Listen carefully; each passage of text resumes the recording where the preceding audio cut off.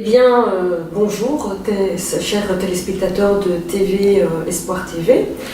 Bienvenue dans notre émission Ma foi au quotidien. Donc, je suis le pasteur Sylvie Coty, responsable de l'AFC Belgique. Voilà. Donc, nous allons prendre un moment de prière pour commencer cette nouvelle émission. Veuillez prier avec moi. Éternel notre Dieu, nous te bénissons et te rendons grâce encore pour ce moment que tu mets dans notre cœur de partager, Seigneur, pour le sujet éternel qui sera abordé aujourd'hui. Et nous prions que véritablement par ton Esprit Saint, Seigneur, tu puisses venir, Seigneur, aller en profondeur dans notre cœur. Même si le temps est court, Seigneur, que vraiment tu puisses aller en profondeur pour saisir quelque chose dans notre cœur et nous amener aussi, Seigneur, la compréhension de ta parole. Seigneur, bénis toute personne qui regarde cette émission et qu'elle soit vraiment instruite et qu'elle puisse ainsi s'élever dans ta connaissance. Et nous te prions ainsi dans le nom puissant de Jésus-Christ. Amen. Voilà, chers téléspectateurs, pour cette nouvelle émission, donc je voudrais aborder le sujet de un rêve pour développer ta foi. Un rêve pour développer ta foi. Et donc je voudrais vous inviter à prendre donc votre Bible dans Isaïe 49 et nous allons lire à partir du verset 4. Voilà, Isaïe 49, verset 4. Nous lisons.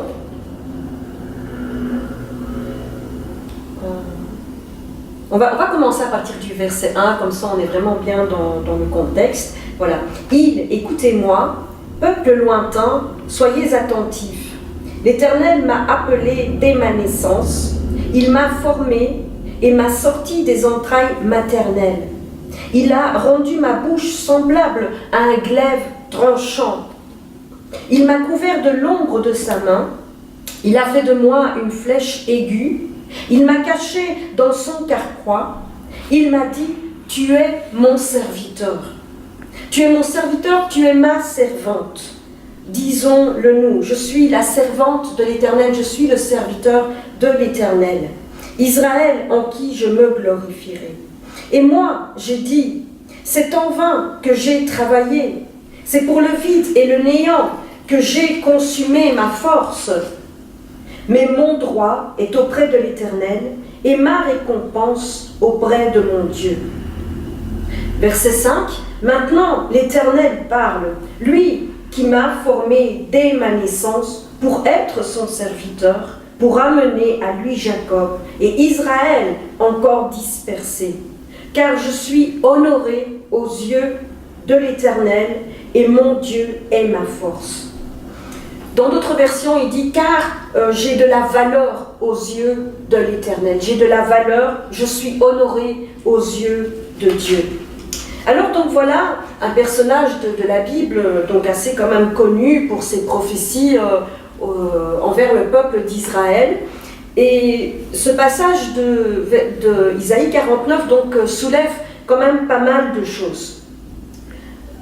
Donc on est face en fait à un homme qui a eu une révélation de sa destinée de la part de Dieu. Puisque s'il peut dire de sa bouche que oui, l'Éternel qui m'a formé depuis le sein de ma mère, et nous voyons donc d'autres personnages dans la Bible tels que David, le roi David, qui dit lui-même, lorsque je n'étais qu'une masse informe, tes yeux déjà me voyaient dans le psaume 139, et tous les jours de ma vie étaient inscrits sur ton livre. Et nous voyons également le prophète Jérémie au chapitre 1, qui dira également que l'Éternel s'adresse à lui et qui lui dit donc avant que tu ne sois dans le sein de ta mère, je t'avais déjà prédestiné. Il dit, l'Éternel dit, je t'avais déjà établi prophète des nations. Donc c'est vraiment une révélation que nous avons besoin d'avoir pour notre vie, de savoir que nous ne sommes pas dans ce monde par hasard. Nous ne sommes pas dans ce monde parce que voilà, les choses se sont passées comme ça par accident, non. Et là, je m'adresse souvent aux personnes qui se sentent rejetées, qui ont eu des paroles de rejet dans leur vie, que ce soit de leurs parents ou que ce soit même de personnes qui sont à côté d'elles et qui puissent se positionner en disant mais voilà, tu n'as pas de valeur, tu ne vaux rien, tu n'arriveras à rien, ou même des parents qui vont dire que mais je ne t'ai pas désiré, tu es un accident, ou peut-être pas leur dire directement, mais de par leur récit de leur vie, elles vont comprendre que peut-être elles sont venues par accident. Non, je voudrais rappeler à toutes ces personnes, et c'est vraiment un message que je véhicule, que non, si tu es là en vie, ce n'est pas par accident. L'Éternel t'a désiré, c'est lui le maître de la vie, c'est lui le Seigneur de la vie, c'est lui qui donne la vie et c'est lui qui retire la vie. Voilà, donc vraiment, que tu puisses avoir cette révélation, c'est ma prière, que tu n'es pas né par hasard. Et si donc tu n'es pas né par hasard, pourquoi es-tu né? Pourquoi es-tu né? Eh bien, là, tu as besoin vraiment d'avoir une révélation de la part de Dieu. Puisque si Dieu t'a désiré, David dit « Toutes mes destinées sont tracées devant toi ». Il dit « Mes destinées sont dans ta main ». David a compris que tous les jours de sa vie sont inscrits sur un livre de vie. Et donc, tu as besoin pour cela d'avoir une révélation de la part de Dieu. Et cette révélation, je vais quelque part, elle peut se traduire en fait au travers d'un rêve. Tu vas faire un rêve, tu vas faire un songe, tu vas avoir une prophétie sur ta vie. Le Seigneur va te donner un élément indicateur de ta destinée. Et tu dois vraiment t'accrocher à cet élément indicateur. Si nous voyons la vie de Joseph, au départ, Joseph a eu des songes, il a eu des rêves. Ces rêves paraissaient tellement lointains de la réalité qu'il vivait. Il se voyait là, avec ses frères qui se prosternaient devant lui, et voilà, il n'a pas gardé ces choses en lui-même, mais il est allé raconter ces choses-là. Peut-être que parfois nous avons besoin de plus de sagesse et de garder ces rêves-là au-dedans de nous. Mais bon, s'il n'avait pas parlé, il n'aurait pas connu sans doute le même parcours. Donc nous ne pouvons pas juger non plus de est-ce qu'il était opportun à Joseph de parler ou non. C'est pas là notre méditation. Mais c'est de comprendre qu'au départ, il a eu un rêve, il a fait des rêves. Et que finalement, ces rêves amenaient directement en fait à la conclusion de sa vie. C'est-à-dire quoi? C'est-à-dire qu'à la conclusion de sa vie, il voyait en fait ses frères se prosterner devant lui. Mais il était bien loin de ces réalités-là et il ne vivait pas du tout dans ces réalités. David a certainement eu des rêves, a certainement eu des songes. Dieu lui a parlé et il a vécu des expériences avec le Seigneur. Mais les réalités qu'il a vécues ne pouvaient pas en fait attester de la véracité des promesses de Dieu. Toi aussi, tu as peut-être eu des rêves. Peut-être aussi tu as eu des songes, peut-être tu as eu des prophéties, une parole de prophétie qui a confirmé quelque chose d'abord que le Seigneur t'a d'abord dit à toi-même. Mais tu vis dans des réalités tout à fait contraires de cette destinée. Tu t'es peut-être vu comme un grand avocat au barreau, tu t'es vu occupé à plaider pour des personnes qui étaient traduites en justice. Tu t'es vu peut-être directeur d'une société, donner des directives à des personnes pour qu'elles puissent faire marcher la société. Tu t'es peut-être vu prendre l'avion pour aller voyager dans un pays où t'attendais peut-être, je sais pas moi, ta future épouse ou ton futur époux. Tu t'es vu, tu t'es vu peut-être toi-même chantant devant une grande foule de personnes et là aujourd'hui tu es dans ta chorale et personne ne t'écoute, personne ne te reconnaît. Laisse-moi te dire que tout commence par un rêve. Tu ne peux pas atteindre ta destinée si tu n'as pas d'abord reçu ce rêve. Et c'est ce que je dis, c'est que Dieu va d'abord enclencher le rêve pour faire croître ta foi. Parce que pour atteindre ta destinée, tu as besoin de marcher dans la foi. Et donc si nous voyons le parcours donc, de Joseph, nous pouvons considérer effectivement ce qui lui est arrivé. Il a parlé de son rêve et ses frères se sont levés dans l'orgueil, se sont levés en aversion contre lui pour lui dire « Mais qui es-tu pour me parler comme ça? Qui es-tu? qu'est-ce que tu penses que tu es? Et donc ils ont comploté, et nous connaissons, donc en tout cas pour ceux qui lisent la Bible, l'histoire de Joseph qui a été jeté après dans un puits par ses frères, qui a été abandonné, qui a été vendu comme esclave, qui s'est retrouvé en prison dans la prison de Potiphar, qui s'est retrouvé dans une autre prison, et puis qui à la fin de sa vie, enfin pas à la fin de sa vie, mais à la fin de toutes ces péripéties, est sorti de la prison, et donc s'est retrouvé en fait gouverneur sur les richesses du peuple égyptien. Voilà. Alors donc, ce que je voudrais dire, c'est que lorsque Dieu te donne un rêve, donc il veut te donner aussi les moyens d'atteindre ce rêve. Et donc ça nécessite une décision de marcher conformément à la promesse. Tu as reçu un rêve et rien ne se passe. Mais tu as besoin d'être décidé au-dedans de toi d'atteindre cet objectif. Et de comprendre qu'effectivement, tout ce qui va se produire dans ta vie ne va pas t'empêcher d'atteindre ce rêve. Qu'est-ce qui peut se présenter devant toi? Il peut se présenter des circonstances de temps. Le temps peut jouer apparemment en ta défaveur. Si nous devons compter les années qu'a passé Joseph dans cette captivité, nous pouvons dire que le temps semblait être en sa défaveur. Toutes les difficultés qu'il a rencontrées, sans doute le manque de vêtements, la difficulté de se vêtir, la difficulté de se nourrir. Dans ce puits-là, il devait avoir faim, il devait avoir soif, en prison, il devait vraiment manquer de nourriture, il devait vraiment manquer de quoi se rassasier, il devait manquer de confort. Toutes ces choses-là, ce sont des difficultés que nous pouvons aussi rencontrer, des besoins qui semblent ne pas être assouvis. Qu'est-ce que nous pouvons? Nous pouvons rencontrer de l'opposition. Nous pouvons rencontrer, Joseph a rencontré l'opposition de ses frères. Il a rencontré l'opposition des maîtres de qui il était devenu esclave. Il a rencontré l'opposition de la femme de Potiphar, d'une certaine manière. Toutes ces oppositions-là ne peuvent pas t'empêcher d'atteindre ta destinée. La Bible ne nous explique pas en fait l'état d'esprit. Parce que nous voyons toujours Joseph pour dire que non, il était un homme de foi, il était un homme vraiment qui est allé juste... Mais on ne nous explique pas tous les ressentis qu'il avait dans cette prison. Certainement, c'est un être humain. À certains moments, il a dû se sentir dans la dépression. Certainement, à certains moments, il a dû se sentir oublié de Dieu. Job aussi s'est senti oublié de Dieu. Il ne comprenait pas. Mais le fait de ne pas comprendre et de se sentir oublié de Dieu n'est pas un fait que nous oublions la promesse, nous oublions la prophétie, nous oublions le rêve et nous restons engagés pour atteindre ce rêve.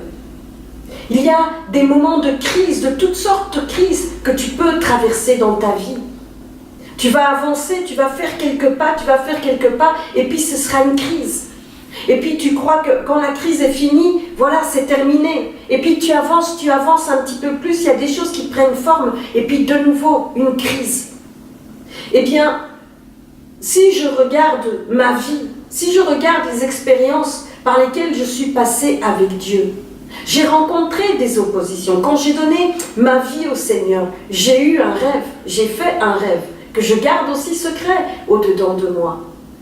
Mais au travers de ce que j'ai vécu, par exemple, dans ma propre vie, au départ, le rejet de mon père par rapport à ma foi, c'était tout à fait en l'encontre. Quand le Seigneur te dit que non, tes parents vont se convertir, que non, que tes frères et sœurs vont se convertir, mais toi tu vois maintenant le rejet de tes parents, tu vois ton père qui se positionne vraiment contre ta foi, qui t'empêche même de prier dans sa propre maison.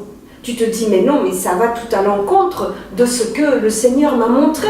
Ça va tout à l'encontre de ce que j'ai lu dans la parole de Dieu. Crois en moi et tu seras sauvé, toi et ta famille.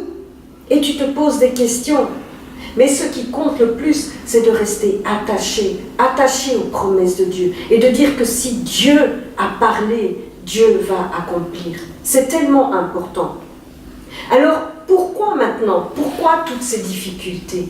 Eh bien, parce que comme nous avons vu au début, si Joseph a vu la finalité de sa vie, est-ce qu'il était prêt pour entrer dans cette finalité? Certainement que ce jeune homme de 17 ans n'était pas prêt d'entrer dans cette finalité de sa vie, dans le but de sa vie. Certainement qu'il avait besoin de grandir en maturité. Certainement que pour pouvoir gouverner tout un pays, il avait besoin de passer justement par ces expériences. Et toi aussi dans ta vie, tu vis dans des moments de restrictions économiques très lourdes à suivre. Et par exemple, tu dois apprendre à gérer, mais vraiment au centime près, un budget. Eh bien, laisse le Seigneur, réjouis-toi dans ce temps et considère en fait ta formation. Considère que c'est un temps de formation. Tu as besoin d'apprendre à passer du temps dans la prière, à passer du temps dans le jeûne, à chercher la face de Dieu, à comprendre des choses. Tu as besoin de rentrer dans la maturité. Tu as besoin d'entrer dans la productivité du fruit de l'esprit. Et également dans la maîtrise de soi. Est-ce que tout ce que Joseph a vécu n'a pas servi pour le former dans la maîtrise de soi? Comment est-ce que tu peux réagir face à des bourreaux? Comment est-ce que tu peux réagir face à des personnes qui te persécutent? Comment est-ce que tu peux réagir? Eh bien, au travers de des difficultés-là, le Seigneur va te former. Il va se servir de toutes ces circonstances pour te former. Et donc, nous devons vraiment apprendre, donc, au travers de nos difficultés, le Seigneur nous forme. Le Seigneur nous forme. Si je reviens au passage de Isaïe 49, Isaïe proclame quelque chose au verset 2. Il dit « Il a rendu ma bouche semblable à un glaive tranchant. Il m'a couvert de l'ombre de sa main, et il a fait de moi une flèche aiguë. » Quand nous lisons ce passage-là, nous pensons directement à ces versets pour dire que ta parole est plus efficace qu'une quelconque épée à double tranchant, séparant ce qui est moelle et jointure, séparant ce qui est lumière et ténèbres. Et donc Isaïe proclame que Dieu, l'Éternel, a rendu sa bouche semblable à ce glaive. Le verset suivant, il dit encore, l'Éternel m'a dit, tu es mon serviteur. Et au verset 4, nous voyons les choses descendre, où il dit, et moi, j'ai dit, c'est en vain que j'ai travaillé. C'est pour le vide et le néant que j'ai consumé ma force.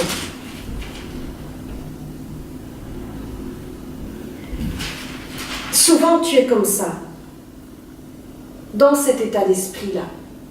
Un temps, tu es fort, tu sais ce que le Seigneur t'a dit, tu connais les promesses, tu sais là où Dieu veut t'amener, tu sais ce qu'il veut faire de toi, tu sais comment il veut que tu mènes ta vie, tu sais à quoi il veut t'utiliser dans tel ou tel ministère ou dans telle ou telle profession, dans telle ou telle société, tu le sais. Et tu t'appliques vraiment à te positionner comme ce serviteur de Dieu. Tu t'appliques dans tes études, tu t'appliques à étudier la matière qui te donnera le diplôme. Et puis tu as décroché ton diplôme, tu es là avec ton diplôme et tu ne trouves pas d'emploi. Et tu te dis, mais est-ce que j'ai fait les bonnes études? Est-ce que c'était vraiment les études que le Seigneur avait pour moi? Parce que là c'est fermé, je vais à tel pôle emploi, c'est fermé, il n'y a pas de poste pour moi. Et tu te remets en question. Et tu te dis, après, comme dans ce verset 4, tu te positionnes en disant, mais donc j'ai fait tout ça pour rien. J'ai fait tout ça pour rien. Toutes ces années de médecine pour rien. Toutes ces études pour être avocat, pour rien. Toutes ces études, peut-être cet investissement dans ce matériel pour travailler dans tel domaine. J'ai investi le matériel, j'ai tout ce qu'il faut, mais il n'y a pas de débouché. Ou ce sont des petites choses comme ça qui me permettent seulement de me sauver, de pourvoir au strict minimum. Et j'ai investi, le Seigneur m'avait donné des directives et j'ai suivi ces directives, mais je ne vois rien. Et tu te dis donc c'est en vain que j'ai dépensé peut-être tout cet argent-là, c'est en vain que j'ai investi dans tel ou tel domaine.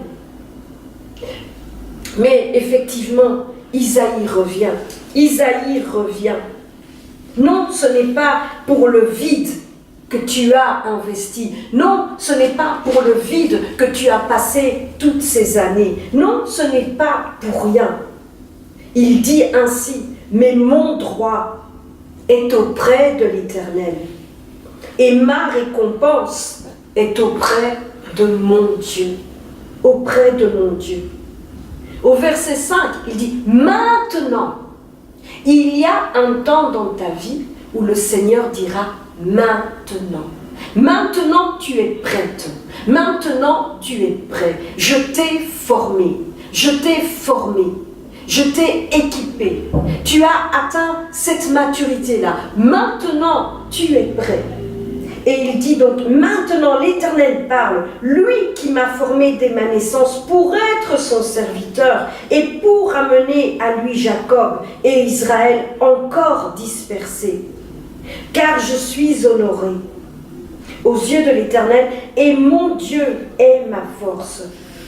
Il dit, c'est peu que tu sois mon serviteur pour relever les tribus de Jacob et pour amener le reste. Voilà ce que l'Éternel dit. Il dit, c'est peu. Le Seigneur t'a montré au départ quelque chose pour ta vie, pour ta destinée. Mais maintenant que tu es prêt, il va dire même, c'est peu ce que je t'avais montré là.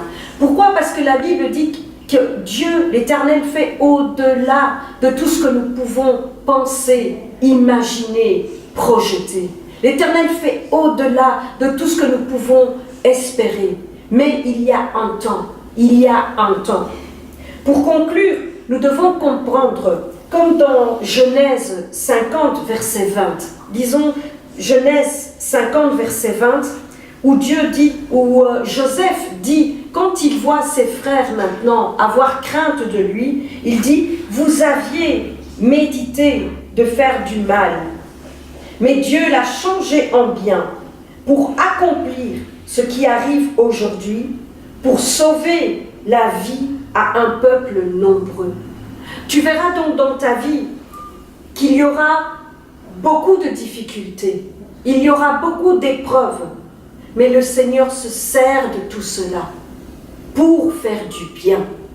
Tout le mal qu'on projette, tout le mal que tu as vécu, toutes les mauvaises expériences que tu appelles comme ça, mais mauvaises expériences, eh bien Dieu se sert de ça pour former. Si nous voulons être formés par l'Éternel pour atteindre de notre destinée, eh bien nous devons simplement accepter. Jésus a dit que celui qui veut me suivre puisse porter sa croix. Nous devons accepter. Pour entrer dans la maturité, eh bien, nous devons accepter un temps de formation. Beaucoup de personnes reçoivent la prophétie pour leur vie, se lèvent sans aucune formation, sans aucune préparation, sans aucune maturité. Et à cause de cela, ils n'entreront jamais dans ce que le Seigneur avait réellement. Ils vont, comment dire, provoquer un avortement prématuré de leur destinée. Accepte de passer par la formation que l'Éternel a pour toi. Voilà, j'espère vraiment que cette parole t'a encouragé. Je sais que tu l'as peut-être déjà écoutée et j'espère que tu la réécouteras encore et que vraiment tu comprendras que l'Éternel fait toutes choses bonnes en son temps. Et donc pour grandir dans la foi, il te faut accepter cette formation également. Tu vas vivre des étapes avec le Seigneur, tu vas vivre des des expériences avec le Seigneur. Et tu vas reconnaître que là, le Seigneur est intervenu. Là, le Seigneur m'a sorti de telle manière. Là, je pensais vraiment être dans un gouffre, mais le Seigneur m'a sorti de là. Il m'a libéré. Et c'est ça qui va forger ta foi. C'est ça qui va forger ta confiance en l'Éternel. Alors voilà, notre émission prend fin et j'espère vous retrouver prochainement dans Ma foi au quotidien. Et salutations donc autour de vous et partagez vraiment ce message que véhicule Espoir TV, car le meilleur reste à venir.